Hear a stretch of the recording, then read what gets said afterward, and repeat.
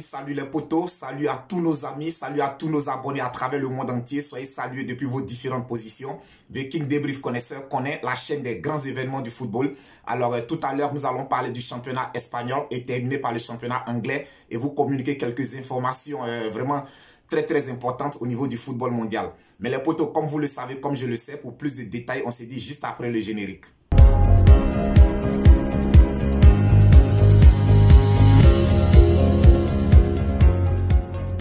Nous allons commencer tout de suite du côté de l'Espagne où on a le FC Barcelone qui recevait l'Espagnol Barcelone. Alors, Xavi a disputé son premier match en tant qu'entraîneur du FC Barcelone hier. Et tout de suite, le premier match de Xavi, c'est un derby de Barcelone. Alors, les potos, on le sait tous dans quelles conditions Xavi est arrivé en tant qu'entraîneur du FC Barcelone. Il arrive, il trouve un FC Barcelone qui est malade. Il trouve un FC Barcelone qui ne va pratiquement pas bien. Alors Xavi arrive aujourd'hui en tant que le sauveur, en tant que le Messi, en tant que l'espoir de tout un club. Et hier, je dirais que hier, les supporters barcelonais ont véritablement répondu présent parce que Xavi aujourd'hui incarne cette renaissance, cette réincarnation du FC Barcelone. Et à vrai dire, dans le match d'hier, les potos, d'autres m'ont fait savoir, des supporters m'ont fait savoir, des abonnés m'ont fait savoir, mais Viking, Xavi est arrivé, tous les supporters du FC Barcelone ont crié victoire, mais on n'a pas vu tout de suite de changement. Je dirais que oui, c'est possible. Vous n'avez tout de suite pas constaté de changement, effectivement, parce que les potos, en une semaine, 2 semaines, on ne peut pas tout changer au sein d'un club.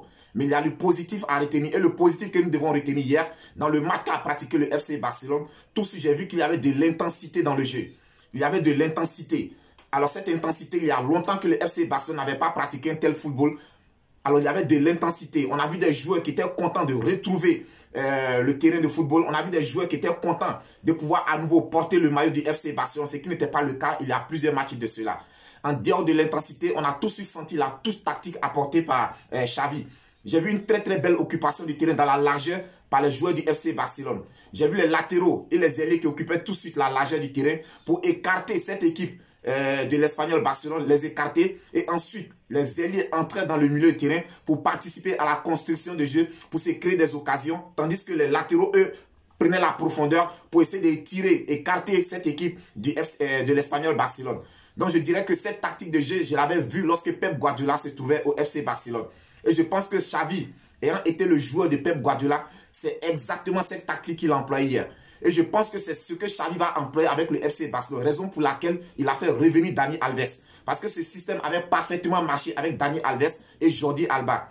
Donc aujourd'hui, si Xavi décide de faire revenir Dani Alves, je pense que c'est ce système qu'il va devoir employer avec ses joueurs. C'est-à-dire occuper la largeur du terrain, permettre aux ailiers d'entrer dans le jeu, participer à la construction de jeu, participer à la création d'occasions et aux ailiers, aux latéraux, disons, d'occuper, de prendre la profondeur pour plus étirer l'équipe adverse. Donc, je dis bravo à Xavi, bravo pour son premier match. Il a gagné 1-0. Alors, c'est une courte victoire, mais très précieuse parce que les potos, ce que nous devons savoir, dans ce genre de situation, on ne cherche pas tout de suite le bon football. Xavi arrive, il trouve un club qui ne gagne pas. Il trouve des joueurs qui ne sont plus en confiance. Il trouve un club qui a perdu le plaisir de même supporter son équipe. Donc, qu'est-ce qu'il doit faire? Dans un premier temps, je pense qu'aujourd'hui, l'impératif est de prendre les 3 points. C'est de prendre les 3 points. Quelle que soit la manière, c'est de prendre les 3 points. Et c'est ce que Xavi a fait hier. Alors, tout de suite, en prenant les 3 points, ça va donner espoir aux joueurs. Ça va remettre les joueurs en confiance. Ça va redonner plaisir au public de revenir au terrain. Parce qu'on l'a vu, le Nou comme se vidait de jour en jour. Le public barcelonais n'avait plus plaisir, ne prenait plus plaisir à venir au terrain, regarder son équipe, supporter son équipe. Donc, dans un premier temps, c'est d'abord de pouvoir gagner des matchs, prendre les 3 points afin de ne pas être décroché du titre. Et c'est ce que Xavi a parfaitement fait hier.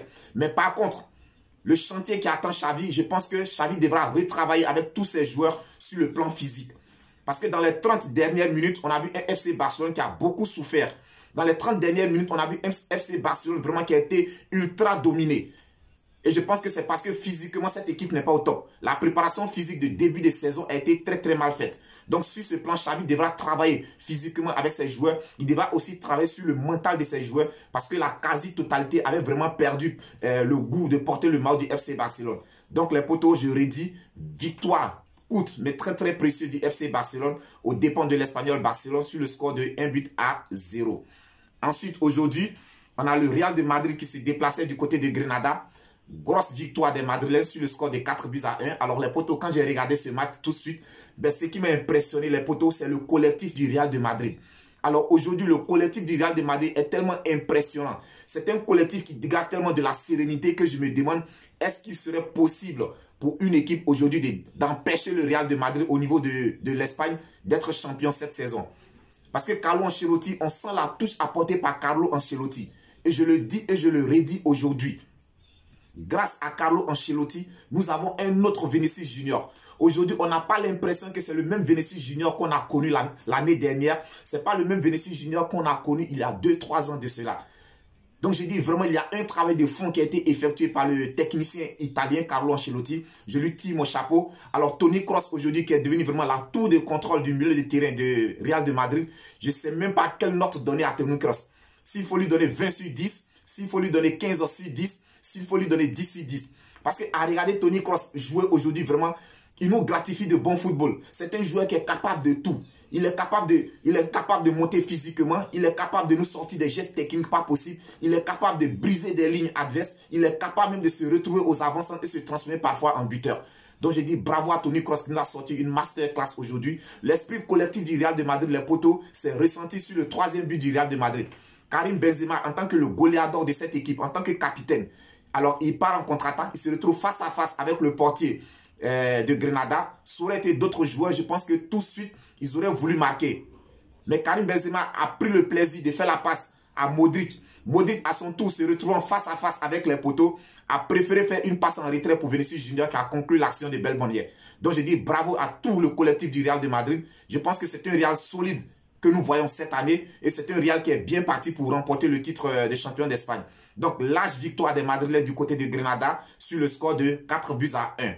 Et hier, on a l'Atlético de Madrid qui recevait Osasuna. Coûte, mais précieuse victoire des Cochineros sur le score de 1-0.